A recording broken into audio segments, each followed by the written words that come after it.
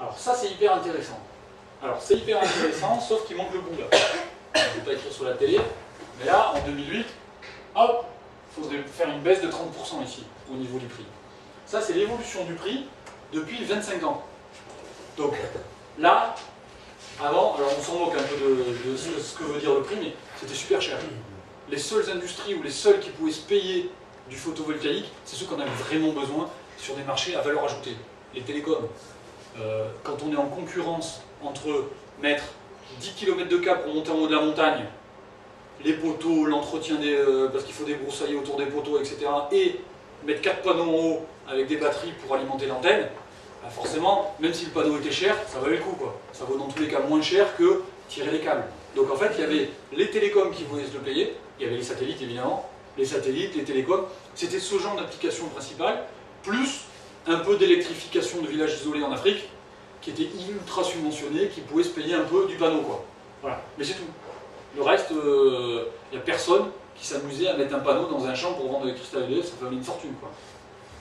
Donc là, on voit qu'il y a eu une forte baisse parce que ça s'est démocratisé quand même petit à petit, ces panneaux solaires, il y en a eu de plus en plus utilisés, comme je vous dis, pour télécom, etc.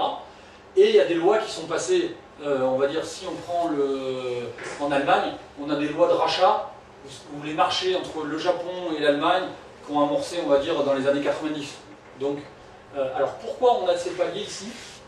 Là, ici, il y a un palier de stabilisation de prix qui est dû au fait que tout le monde s'est mis à utiliser la même chose. Même matière première, du silicium, voilà, le même truc qu'on peut faire de l'électronique. Tout le monde faisait les mêmes panneaux solaires, donc prix stable. Voilà, tout le monde se faisait son usine. On va dire, par contre, la fabrication de l'usine, c'était un peu de l'artisanat, entre guillemets. Hein. Le mec, il embauchait 10 ingénieurs, il dit, allez, fais-moi une usine pour faire des panneaux solaires. Et donc, il y avait un ingénieur qui s'occupait de savoir comment il allait couper le silicium, etc.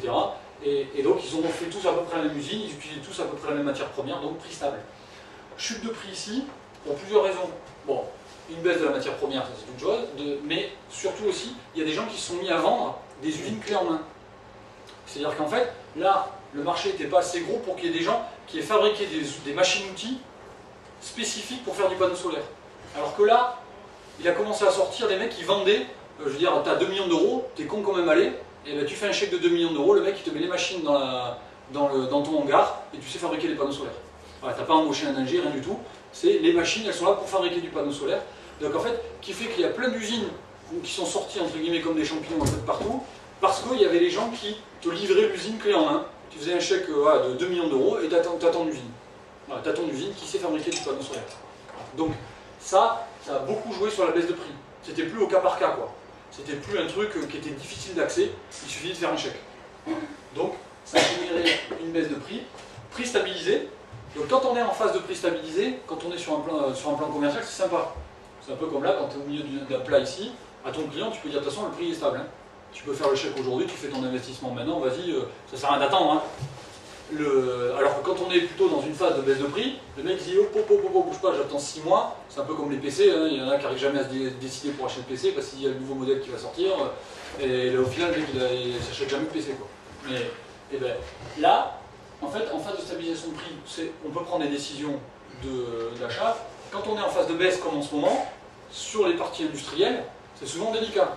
Voilà, nous on négocie les projets industriels, alors on a du bol juste là sur 2009, c'est que comme peut-être ils vont nous baisser éventuellement le prix en 2010, il y a un petit sprint final là pour essayer de profiter du prix de 2009 français, plus avec les prix quand même des panneaux qui ont baissé.